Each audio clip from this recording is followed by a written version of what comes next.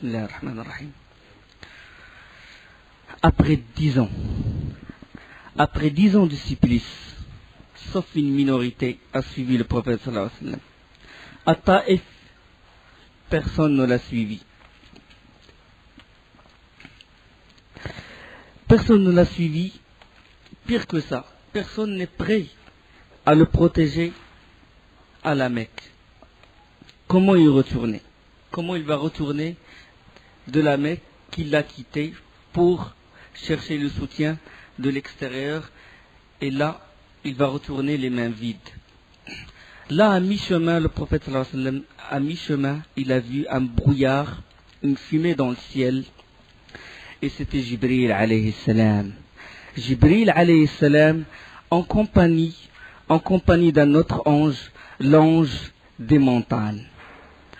On connaît notre aqidah concernant les anges, que les anges, chacun a sa mission. Jibril, il est responsable de quoi?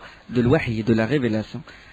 Israfil, al-nafkh fi s-sur, etc. Donc chaque ange, il a une mission. هذا ملك الجبال, l'ange responsable des montagnes. Et là, Jibril a dit au prophète sallallahu alayhi wa sallam, il a dit au prophète sallallahu alayhi wa sallam, si tu le désires, tu demandes à l'ange responsable des montagnes, à cet ange-là qu'il fasse tomber Al-Akhshabayn sur la cité. Al-Akhshabayn, c'est 2 montagnes qui contournaient Mecca, la cité de la Mecque. 2 montagnes.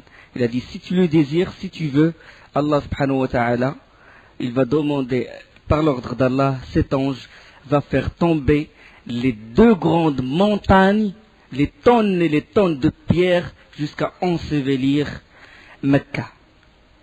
Le prophète sallallahu alayhi wa sallam a dit, non, je patiente, peut-être qu'Allah subhanahu wa ta'ala sortira de leur descendance quelqu'un qui adore Allah et lui associe rien. Je patiente, peut-être qu'Allah subhanahu wa ta'ala sortira de leur propre descendance celui qui dira La ilaha illallah Muhammadur Rasulullah. Malgré tout ceci, il a patienté le prophète sallallahu alayhi wa sallam. Miséricorde. Wa ma arsalnaka illa rahmatan lil alamin. Arrivé à la Mecque, le prophète sallallahu alayhi wa sallam n'avait guère envie de retourner. Il n'avait guère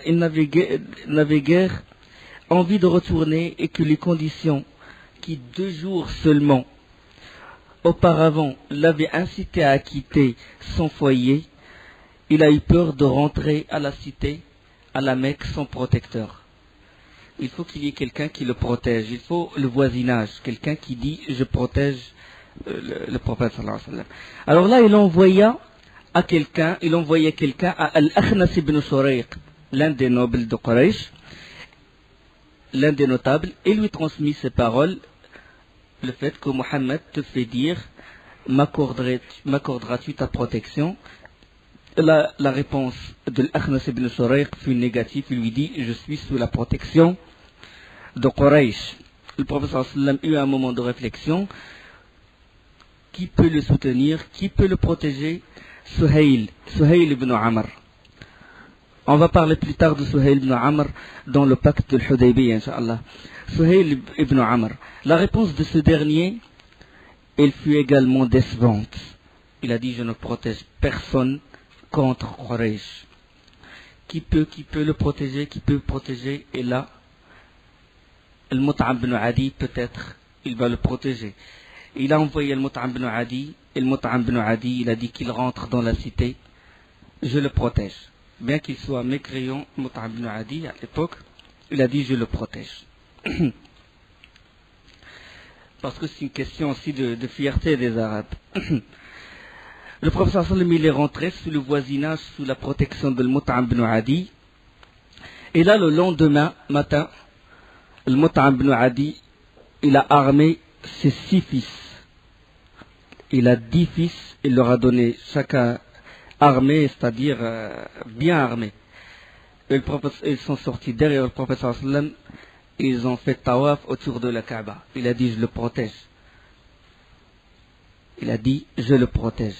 Là, Abu Sufyan, il alla le trouver et lui dit, protecteur ou disciple? Hein? Est-ce que protecteur, est-ce que tu es son protecteur, tout en étant dans notre religion, ou bien tu es son disciple, c'est-à-dire que tu as témoigné le shahad? Il a dit non, protecteur.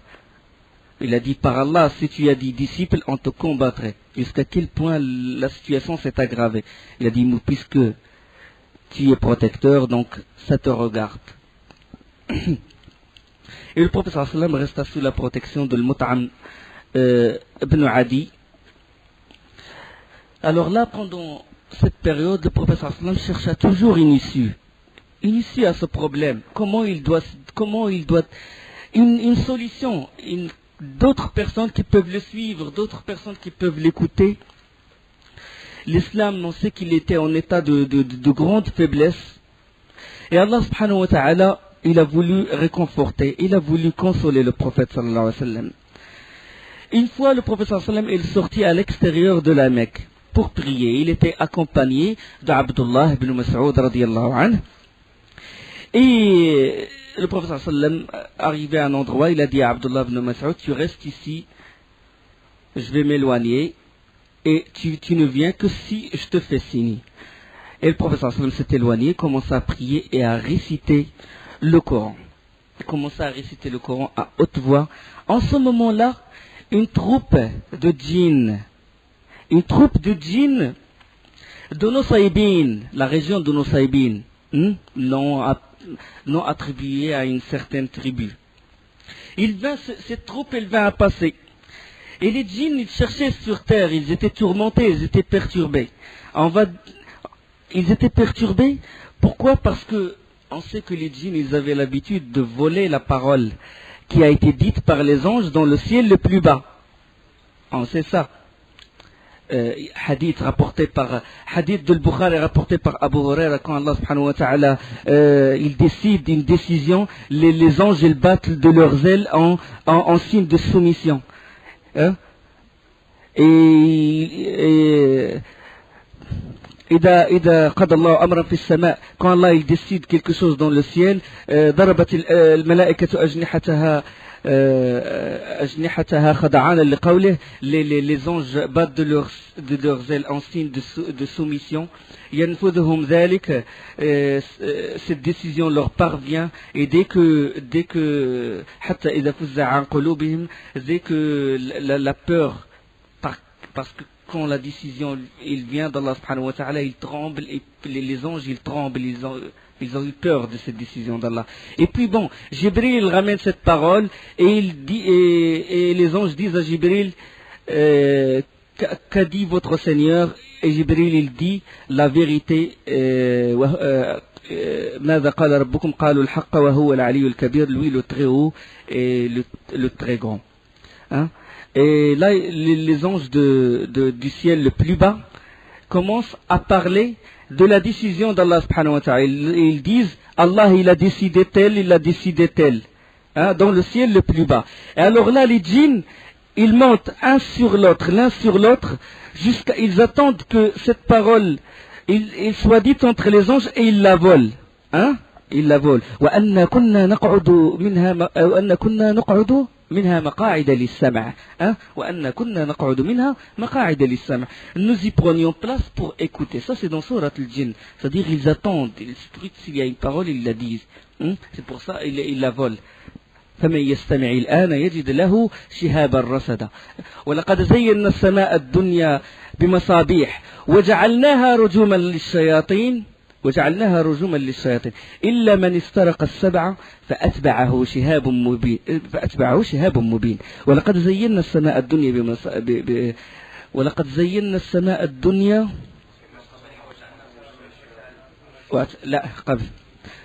ولقد جعلنا في السماء بروجا وزيناها للناظرين وحفظناها من كل شيطان رجيم. Ça c'est Surat al-Hijr. Ce que vous avez évoqué c'est dans Surat al-Mulk. La preuve que Allah subhanahu wa ta'ala il dit إِلَّا مَنِ اسْتَرَقَ السَّمْعَ فَأَتْبَعَهُ شِهَابٌ مُبِينٌ. Sauf si un djinn il vole cette parole, alors un météore le suit. Il est poursuivi par un météore. Allah il a voulu que ça soit ainsi. C'est son royaume. Il le fait avec sagesse. La sagesse elle appartient à Allah subhanahu wa ta'ala. L'une des raisons c'est pour mettre nous les simples humains à l'épreuve. Parce que le djinn, il y a des djinns qui ont des alliances avec qui? Avec les marabouts, avec les devins. Ils ramènent la parole de vérité. Et ils mélangent avec ces paroles, comme c'est rapporté dans beaucoup de hadiths authentiques, ils mélangent beaucoup de mensonges. Et puis il y a un djinn qui est l'inséparable du devin. Et c'est lui qui rejette dans son oreille cette parole qui a été décidée par Allah subhanahu wa ta'ala. Et comme ça, quand il dira cette parole, les gens ils disent « Ah, le devin, il a eu raison ». C'est pour ça, dans un hadith, les compagnons ont dit au prophète sallam, les devins, parle-nous à propos du devin, il a dit, ils ne sont sur rien, c'est-à-dire ils n'ont aucune base. Il dit, et puis les compagnons ont dit, des fois ils nous parlent, ils nous disent quelque chose et il s'avère vrai. Il a dit, ça c'est la parole volée par le djinn aux anges et qui est insufflée. Qui est insufflé au devin ou au marabout. D'accord? Pour mettre à l'épreuve, nous, est-ce que nous on croit vraiment qu'Allah il connaît l'invisible? Ou Cheikh Flani, ou la voyantelle, ou Madame Soleil, tu es mis à l'épreuve. Il faut que tu sois mis à l'épreuve. D'accord? Que le voyant il a tort, même s'il a raison. Le voyant il va te dire, bon, c'est pas moi, le mois prochain, tel président, il va mourir. Et qu'il s'avère qu'il va mourir. Tu dis, tu as tort. Seul Allah, il connaît le futur. D'accord? C'est une mise à l'épreuve. Ils avaient l'habitude de voler cette parole qui est dite par les anges. Mais là, il y avait un phénomène exceptionnel. Il y avait un phénomène exceptionnel que à la venue du prophète sallallahu alayhi wa sallam, le ciel a été gardé. Il y avait beaucoup d'étoiles et beaucoup de météores et il a été gardé, c'est-à-dire il a été protégé contre les djinns pour qu'ils empêchent les djinns pour voler cette parole. Il y avait beaucoup de météores. Donc ils étaient étonnés par cet événement, comme c'est évoqué dans Sourate al-Jinn. وأن لمسنا السماء فوجدناها ملئت حرسا شديدا وشهبا. Et nous avons frôlé le ciel et nous l'avions trouvé plein d'une forte garde et des météores. وأن كنا نقعد منها مقاعد للسمع فمن يستمع الآن يجد له شهابا رصدا. Nous y prenions place pour écouter, mais quiconque prête l'oreille maintenant trouve contre lui un météore aux aguets. وأنا لا ندري. Ils étaient tourmentés par cet événement. وأنا لا ندري أشر أريد بمن في الأرض أم أراد بهم ربهم رشدا أم أراد ربهم بهم رشدا أم أراد بهم ربهم رشدا. Nous ne savons pas si on veut, dans le verset du Coran, nous ne savons pas si on veut du mal aux habitants de la terre ou si leur Seigneur veut les mettre sur le droit chemin. Donc les djinns, ils ont eu peur par un événement important. Ils ont dit un événement important, il a eu lieu sur cette terre. Ces djinns-là de Nusaybin, ils étaient en train de chercher la vérité, de chercher de scruter les lieux. Est-ce qu'il y a quelque chose, un signe qui explique cet événement dans le ciel? Pendant qu'ils se promenaient, ils ont vu le prophète sallallahu alayhi wa sallam en train de lire le Coran. Ils se sont réunis autour de lui et ils étaient de plus en plus nombreux. Et Ibn Mas'ud les a vus. Et Ibn Mas'ud était loin, il ne savait pas ce qui se passait. Puis il a voulu accourir, c'est-à-dire il a voulu venir près du prophète sallallahu alayhi wa sallam et le prophète sallallahu alayhi wa sallam lui a fait signe de rester à sa place. Allah subhanahu wa ta'ala parle de cet événement. وأنه لما قام عبد الله يدعوه كادوا يكونون عليه لبدا قل إنما أدعو ربي ولا أشرك به أحدا. Et quand le serviteur d'Allah s'est mis debout pour l'invoquer, ils faillirent se ruer en masse sur lui. Allah parle de cet événement, quand ils se sont rués les djinns autour du prophète sallallahu alayhi wa sallam. Dit la suite du verset, dans Surat al-Jinn, dit: je n'invoque que mon Seigneur et ne lui associe personne. Sur ce fait aussi, Allah subhanahu wa ta'ala il a révélé: قل أوحي إلي أنه استمع نفر من الجن فقالوا إنا سمعنا قرآنا عجبا يهدي إلى الرشد فآمنا به ولن نشرك بربنا أحدا. Allah subhanahu wa ta'ala il dit à propos de cet événement, dit: il m'a été révélé qu'un groupe de djinns prêtèrent l'oreille, puis dirent: nous avons certes entendu une lecture merveilleuse qui guide vers la droiture, nous y avons cru, et nous n'associerons jamais personne à notre Seigneur. En vérité, notre Seigneur, que sa grandeur soit exaltée, ne s'est donné ni compagne, ni enfant. Ils ont cru à son message, les djinns. Nos frères les djinns, ils ont cru à son message. Parce qu'avant, Shaitan, il a égaré les djinns et les humains. Il a égaré les gens de sa propre génération. Parce que Shaitan, il fait partie des djinns. Iblis kana minal jinni fafasaqa an amri rabbih. Quand on a demandé aux anges de se prosterner devant Adam, sauf Iblis, il faisait partie des djinns, dans le verset de Surat al-Kahf. D'accord? C'est une preuve, si quelqu'un vous demande, Iblis, est-ce qu'il fait partie des djinns? Donnez-lui une preuve, la preuve elle se trouve dans Surat al-Kahf. Shaitan, alayhi la'natullah, sur lui la damnation d'Allah subhanahu wa ta'ala. Il a égaré beaucoup d'humains. Et il a égaré les djinns. Il leur a embelli le fait de prendre des associés avec Allah subhanahu wa ta'ala. Il leur a embelli shirk et l'égarement. Et là, les djinns, ils parlent de ça. Et ils disent: وَأَنَّهُ كَانَ يَقُولُ سَفِيهُنَا عَلَى اللَّهِ شَطَطًا. وَأَنَّهُ كَانَ يَقُولُ سَفِيهُنَا عَلَى اللَّهِ شَطَطًا. Notre insensé, parlant d'Iblis, disait des extravagances sur Allah. Et pourquoi ils l'ont cru au départ? Ils l'ont cru au départ parce qu'ils ne croyaient pas que les djinns et les humains peuvent dire des mensonges.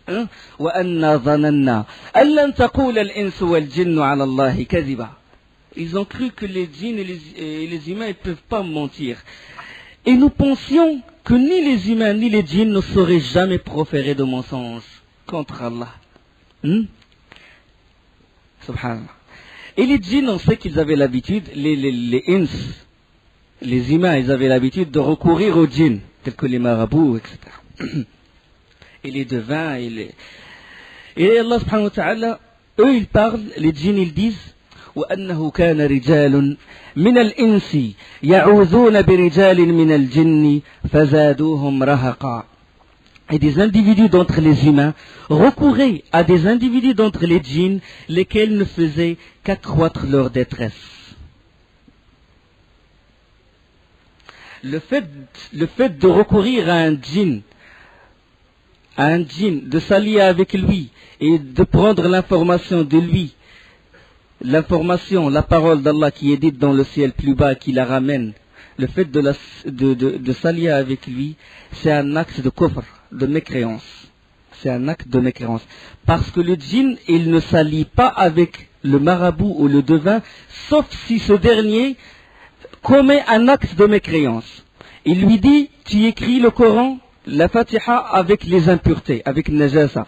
Ou bien tu égorges pour moi, tu fais une offrande, tu sacrifies quelque chose pour moi, alors qu'on doit sacrifier que pour Allah subhanahu wa ta'ala. Le fait de sacrifier pour une autre chose, c'est un shirk, association. C'est-à-dire qu'on a vénéré tel hôte de la tombe ou tel shirk et qu'on l'a égalé avec Allah subhanahu wa ta'ala. Seul Allah mérite qu'on sacrifie pour lui, qu'on l'invoque. Donc cette alliance, c'est un acte de mécréance. Cette alliance, c'est un acte de mécréance. Allah subhanahu wa ta'ala dit: vous apprendrai-je sur qui descendent les diables? Ils descendent sur tout calomniateur pécheur. Ils tendent l'oreille, cependant la plupart d'entre eux sont menteurs. Clair le Coran. Clair. Les marabouts, les voyants, hadous, c'est des menteurs. Textuellement dans le Coran. Le Coran il est clair et notre religion est simple. Ceux qui s'allient dans cet acte-là de sorcellerie, Allah subhanahu wa ta'ala les mettra au feu tous les deux. وَيَوْمَ نَحْشُرُهُمْ جَمِيعًا ويوم نحشرهم جميعا يا معشر الجن قد استكثرتم من الإنس وقال أولياؤهم من الإنس ربنا استمتع بعضنا ببعض وبلغنا أجلنا الذي أجلت لنا قال النار مثواكم خالدين فيها إلا أن يشاء الله إن ربك عليم حكيم.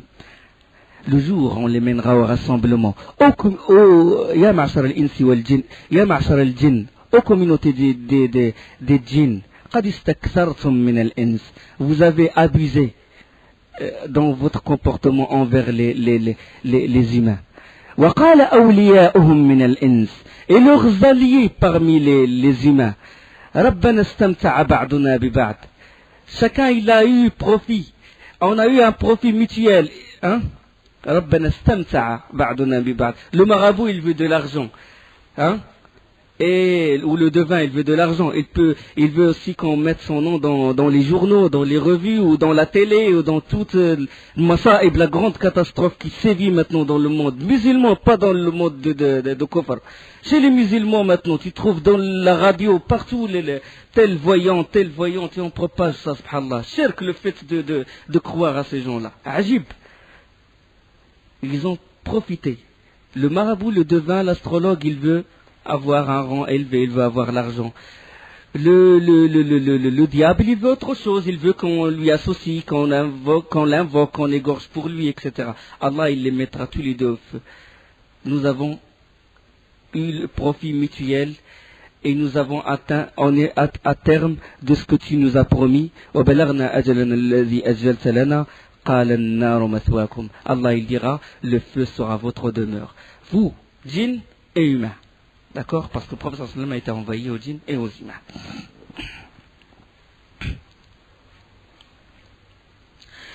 Les djinns de Nusaybin, après avoir écouté le Coran, ils ont embrassé l'islam. Subhanallah. وأنا لما سمعنا الهدى آمنا به. وأنا لما سمعنا الهدى آمنا به فمن يؤمن بربه فلا يخاف بخسا ولا رهقا. Et lorsque nous avons entendu le guide, nous y avons cru. Et quiconque croit en son Seigneur ne craint alors ni diminution de récompense, ni oppression. وأن. Mais ça, c'est des choses concernant l'aqida. Nous, on parle de sira parce que la sira, elle recouvre le dogme, elle recouvre toutes choses. وأن منا المسلمون ومنا القاسطون فمن أسلم فأولئك تحروا رشدا وأما القاسطون فكانوا لجهنم حطبا. Et il y a parmi nous les musulmans et il y a les injustes. Et ceux qui se sont convertis à l'islam sont ceux qui ont cherché la droiture. Ça, toujours les versets de Surat al-Jinn. Et quant aux injustes, ils formeront le combustible de l'enfer. وأن من المسلمون ومن القاسطون فمن أسلم فأولئك تحروا رشدا وأما القاسطون فكانوا لجهنم حطبا. Donc il y a des musulmans parmi les djinns et des mécréants parmi les djinns. Il y a des pervers parmi les djinns, il y a des gens honnêtes parmi les djinns. Les musulmans parmi les djinns sont nos frères. D'accord? Les musulmans parmi les djinns sont nos frères, sont nos alliés. Et les mécréants sont nos ennemis. D'accord? Ça c'est une chose concernant la croyance aqida. Et les djinns, regarde, nous les humains, on doit apprendre les leçons de nos frères et les djinns. On doit apprendre cette leçon très importante. Et quand ces djinns ont embrassé l'islam, quand ils ont embrassé l'islam, juste après ils ont appris, qu'est-ce qu'ils ont fait? Ils ont appelé leur peuple à l'islam. Directement ils ont fait da'wa Allah subhanahu wa ta'ala. Ils ont appris quelque chose, ils ont transmis ce qu'ils ont appris. C'est ça. C'est ça. Le musulman il doit être comme ça. Il apprend et il transmet à ses frères. D'accord? Rappelle-toi. وإذ صرفنا إليك نفرا من الجن يستمعون القرآن فلما حضروه قالوا أنصتوا فلما قضي ولوا إلى قومهم منذرين. Rappelle-toi, ça c'est dans Surat Al-Ahqaf.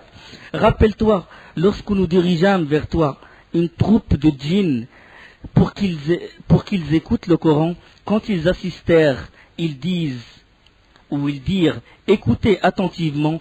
Puis quand ce fut terminé la lecture du Coran par le prophète sallallahu alayhi wa sallam, ils retournèrent à leur peuple en avertisseurs. Directement mundirin. Directement ils ont averti leur peuple. Qu'est-ce qu'ils ont dit à leur peuple? يا قومنا إن سمعنا كتابا أنزل من بعد موسى مصدقا لما بين يديه يهدي إلى الحق وإلى صراط مستقيم. يا قومنا أجيبوا داعي الله وآمنوا به يغفر لكم من ذنوبكم ويجركم من عذاب أليم. يا قومنا أجيبوا داعي الله. Du moment qu'ils ont entendu, ils ont propagé. Qu'est-ce qu'ils ont dit? Ils dirent, ô notre peuple, nous venons d'entendre un livre qui a été descendu après Moïse alayhi salam. Confirmant ce qu'il a précédé, il guide vers la vérité et vers un chemin droit. Ô notre peuple, ya qawmana, ô notre peuple, répondez au prédicateur d'Allah et croyez en lui. Il vous pardonnera vos péchés et vous protégera contre un châtiment douloureux. Exemple qu'on doit prendre de nos frères les djinns. Maintenant, qu'est-ce qui se passe? L'islam, il commence à se propager chez les djinns plus que chez les humains. Subhanallah, ajib al-amran. Les djinns commencent à accepter l'islam plus que les humains. Ils ont suivi le prophète sallallahu alayhi wa sallam. Donc c'est un réconfort du prophète sallallahu alayhi wa sallam, comme quoi il y aura toujours du monde qui te suive, il y aura toujours du monde qui suit ta sunna et qui invoque Allah et qui adore Allah subhanahu wa ta'ala sans rien lui associer. C'est une issue, c'est une bonne nouvelle de la conversion de ce groupe de djinns. Alors là, la pression pour étouffer cette propagation de l'islam, elle était forte à la Mecque. Elle était forte. Et les chefs de Quraysh étaient non seulement déterminés à ne pas laisser en paix leurs compatriotes à la Mecque, mais aussi à l'extérieur de la Mecque, à savoir l'Abyssinie. La maison de l'Arqam ibn al-Arqam, il était sous surveillance, résidence surveillée. Il est à la Mecque. Mais il y a un autre centre de propagation qui se trouve où? Il se trouve chez Najashi, en Abyssinie. L'Abyssinie, c'est l'Éthiopie et la Somalie. Alors, qu'est-ce qu'il faut faire? Là, d'accord, l'Arqam il est sous contrôle, il est près de nous. Mais loin, l'autre centre, il peut gagner d'autres adeptes, et ça peut être dangereux. Ça peut être dangereux pour les koufars, pour les mécréants. Là, ils conçurent rapidement un plan. Le Négus, roi de l'Abyssinie. Le Négus, qu'est-ce qu'il aime le plus? Les cadeaux qu'aime le Négus. Le Négus, il aime beaucoup les peaux tannées. Et les Quraysh, ils avaient une certaine quantité de ces peaux tannées importées du Sham. Donc, ils ont rangé certains cadeaux et tout, pour attirer les faveurs, pour pouvoir discuter avec le Négus. On prépara alors le plan, on prépara les cadeaux, et on choisit 2 personnes. Qui sont ces 2 personnes? Amr ibn al-As et Abdullah ibn Abi Rabi'a. Deux émissaires, 2 ambassadeurs. Ils connaissent la valeur de Amr ibn al-As comme un homme habile, un homme de ruse et tout. Et Abdullah ibn Abi Rabi'a. Ils ont pris la route vers l'Abyssinie et arrivés là-bas, et conformément aux instructions données par Quraysh sur la conduite à suivre, les deux ambassadeurs, qu'est-ce qu'ils ont fait? Ils ont abordé d'abord les évêques. L'Abyssinie, il y a quelle religion? Chrétienne, on a parlé de ça au cours des premiers cours. C'est le christianisme. Le Négus était chrétien. Et les hommes de poids, l'entourage, c'était des chrétiens, c'était surtout des évêques. Alors, les deux émissaires, qu'est-ce qu'ils ont fait? Ils ont abordé d'abord les évêques, l'entourage, pour préparer le terrain après. Ils ont donné les cadeaux aux évêques, les évêques, ils étaient réjouis de ces cadeaux. Puis ils leur ont dit quelques insensés de notre peuple se sont réfugiés dans ce royaume et ils ont abandonné la religion de leur pays, ils ont abandonné leur religion, non pas pour adopter votre religion qui est le christianisme, suivez bien la diplomatie, non pas pour adopter votre religion qui est le christianisme, mais pour inventer une religion nouvelle. Et il vaut mieux que vous nous donnez ces réfugiés-là, parce que nous, on est les plus proches d'eux. On est des Quraysh, et eux, ils sont des Quraysh. Et on est leurs parents, ce sont nos enfants. Donc, nous, on connaît leur histoire. Donc, il serait mieux de nous les livrer. Et essayez, si vous voulez, de ne pas les convoquer et de ne pas laisser un dialogue entre le Négus et ces gens-là, parce que nous, on les connaît très bien et c'est nous qui sommes capables de les juger. Ils veulent éviter qu'il y ait un dialogue entre le Négus et les compagnons du prophète sallallahu alayhi wa sallam. Hein? Parce qu'ils peuvent, avec leurs paroles et tout, ils peuvent attirer le Négus. Alors là, ils sont rentrés chez le Négus, le terrain il est prêt, les évêques ils sont déjà mis en garde, c'est-à-dire avec les cadeaux et tout, parce que les cadeaux ils facilitent les choses. Bon, les deux émissaires, ils ont parlé au Négus, ils étaient accueillis par le Négus, et puis ils lui ont exposé leurs motifs, etc. Et ils ont dit que les nobles de leur peuple, parlant de ces réfugiés-là, qui sont leurs pères, leurs oncles et leurs proches parents, te prient de les leur restituer. Les évêques étaient présents à l'audience, et d'une voix unanime, ils prièrent le Négus de leur remettre les réfugiés. Il a dit, ne sont-ils pas leurs propres parents qui les demandent? Ils sont les meilleurs juges. Commencez à insister pour mettre du poids sur le Négus pour leur donner les réfugiés. Et le Négus, cependant, s'est mis en colère. Il a dit non. Il a dit non, par Allah. Je ne les livrerai pas. Je ne les livrerai jamais. Je ne livrerai jamais des gens qui ont choisi mon voisinage et ont fait de mon pays leur demeure. Et ils me donnent préférence sur d'autres personnes, sur d'autres gens. Je ne les abandonnerai pas tant que je ne les aurai pas interrogés. C'est une leçon à tirer. Le juge, il faut qu'il y ait les deux disputeurs. Hein, d'accord? On ne juge pas alors qu'il n'y ait qu'une personne. Dans un hadith, le prophète sallallahu alayhi wa sallam, il dit, si quelqu'un est venu se plaindre auprès de toi pour que tu juges en sa faveur et que lui il a un œil crevé, il faut attendre son adversaire. Peut-être que son adversaire il a les deux yeux crevés. D'accord? Donc il faut que les deux adversaires soient devant toi pour que tu juges. Je vais les ramener, je vais leur poser des questions et je vais voir. C'est à moi de juger. Je juge sans pouvoir les écouter, c'est insensé. Il a dit, s'il en est vraiment ainsi, alors, comme ils ont dit, je les remettrai entre leurs mains, les mains des émissaires, pour qu'ils les rendent à leur peuple, et dans le cas contraire, je resterai leur protecteur et bienfaiteur aussi longtemps qu'ils demanderont ma protection. Sur ce, alors, le Négus fit mander les compagnons du prophète sallallahu alayhi wa sallam et convoqua en assemblée ses évêques. Alors ceux-ci, ils apportèrent leurs livres, les livres saints, et ils ont étalé ça autour du trône du Négus. Là, les compagnons se sont consultés. Faut toujours la consultation. Ils se sont consultés avant d'affronter le Négus. Qu'est-ce qu'on fait? Qu'est-ce qu'on fait d'abord? On choisit un orateur, Ja'far ibn Abi Talib, radiyallahu anhu. Il avait comme on dit actuellement, le charisme, la présence, la personnalité, il choisit bien les mots. Et qu'est-ce qu'on va dire? Là, ils se sont engagés sur une chose. On ne dit que la vérité.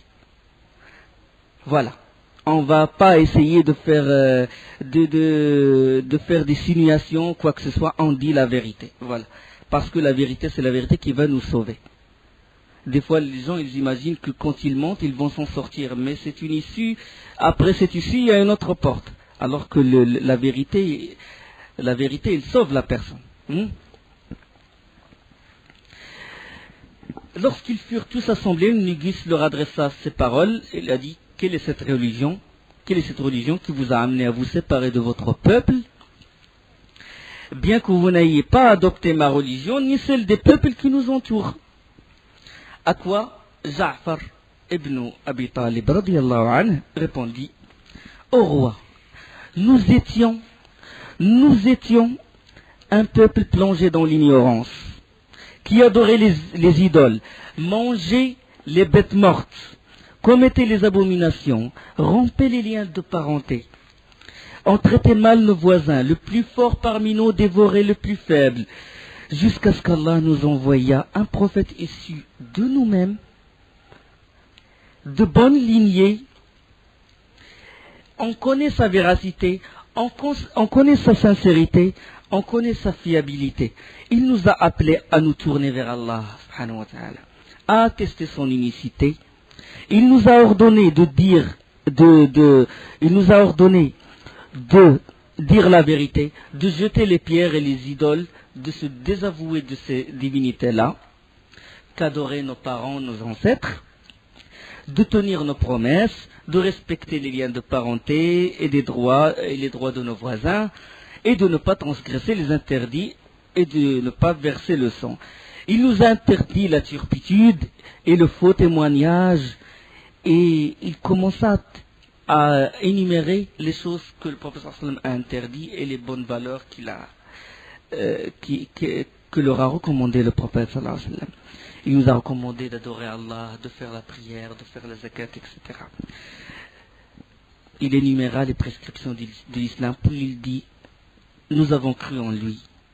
Quand il nous a recommandé ceci, nous avons cru en lui et à la vérité qu'il a annoncée, en tenant interdit ce qu'il a interdit et en adorant Allah subhanahu wa ta'ala. C'est pour ces raisons que nos gens se sont tournés contre nous.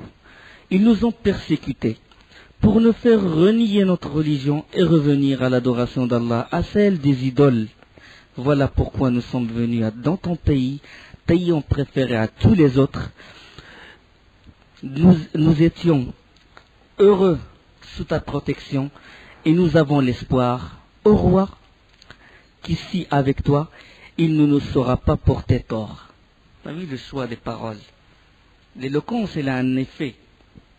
C'est pour ça qu'il faut choisir un jama'a et tout, choisir la personne qui a l'éloquence. Inna min al-bayani la sihran. Le prophète sallallahu alayhi wa sallam a dit, dans l'éloquence, il y a de l'envoûtement, il y a de l'attirance. Ça ne veut pas dire siha, ça veut dire quelque chose de mauvais. Non, mais de l'attirance, c'est l'un des moyens de da'wah pour attirer la personne. C'est autorisé. Donc l'éloquence, elle est très importante. Elle est très importante, elle a un grand effet sur le négus. Il a entendu, il a écouté attentivement ce que disait Ja'far ibn Abi Talib radiyallahu anhu, et lui a dit, peux-tu me réciter une partie de ce qu'Allah lui a révélé? Peux-tu me réciter une partie de ce qu'a révélé Allah à cette personne-là, à Muhammad sallallahu alayhi wa sallam?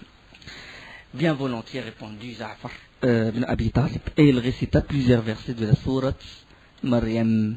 Bismillahir Rahmanir Rahim. كافها يا عين صاد ذكر رحمة ربك عبده زكريا إذ نادى ربه نداء خفيا قال رب إني وهن العظم مني واشتعل الرأس شيبا ولم أك بدعائك رب شقيا وإني خفت الموالي من ورائي وكانت امرأتي عاقرا. Et il commença à réciter les versets de sourate Maryam. Il a l'histoire de Zacharia, l'histoire de Yahya. يا يحيى خذ الكتاب بقوة وآتيناه الحكم صبيا وحنانا من لدنا وزكاة وكان تقيا. Il parla, il lui récita l'histoire de Zacharia et de Yahya. Et alors là, le négus fut envahi par cette parole, par cette récitation. Il a pleuré. Il a commencé à pleurer jusqu'à mouiller sa barbe. Et les évêques pleurèrent à leur tour. Sous l'effet de ces paroles, la parole d'Allah, inimitable, inimitable et parole de vérité. Après le négus, quand il a entendu, quand il a écouté attentivement, il dit, cela vient de la même source de ce qu'a apporté Jésus. Puis se tourna vers les deux émissaires de Quraysh et leur dit, vous pouvez vous retirer car par Allah, je ne vous les livrerai pas, ils ne seront pas trahis. La même source, Isa, la même source dans les livres, la même chose qui se trouve dans l'Injil, la même.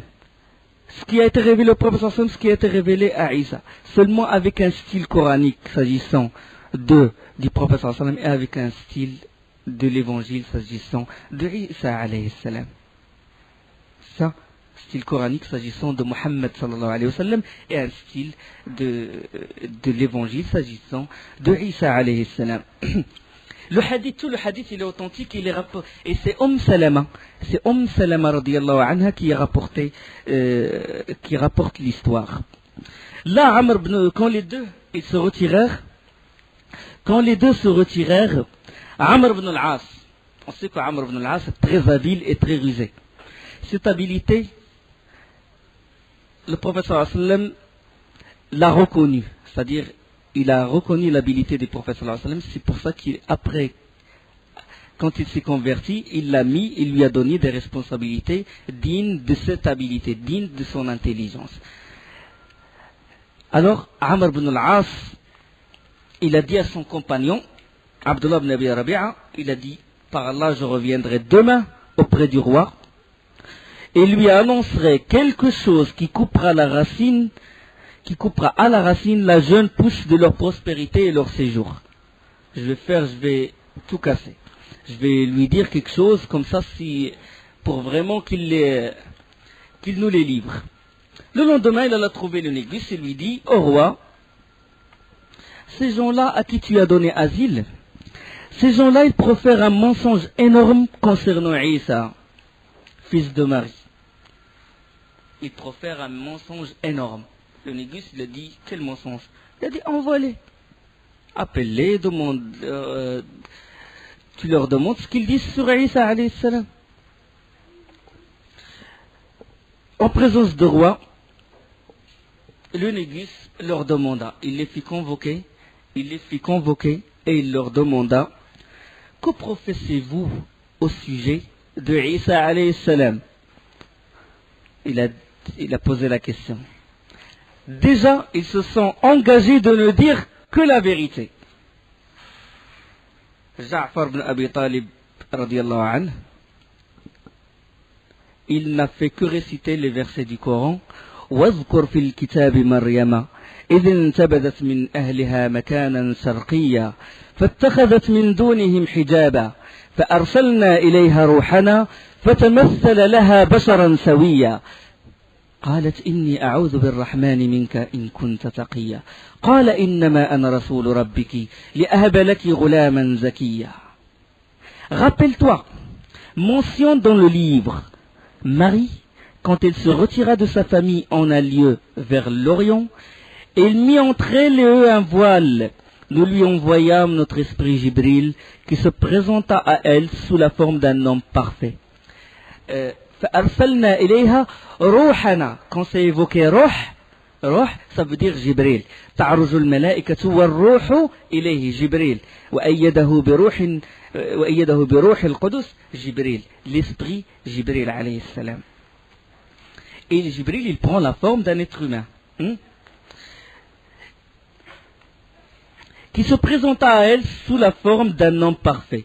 Et il dit, je me réfugie contre toi auprès du tout miséricordieux, si tu es pieux. Il dit, je suis en fait un messager de ton Seigneur pour te faire don d'un fils pur. قالت إني أعوذ بالرحمن قالت إني أعوذ بالرحمن منك إن كنت تقيا قال إنما أنا رسول ربك لأهب لك غلاما زكيا.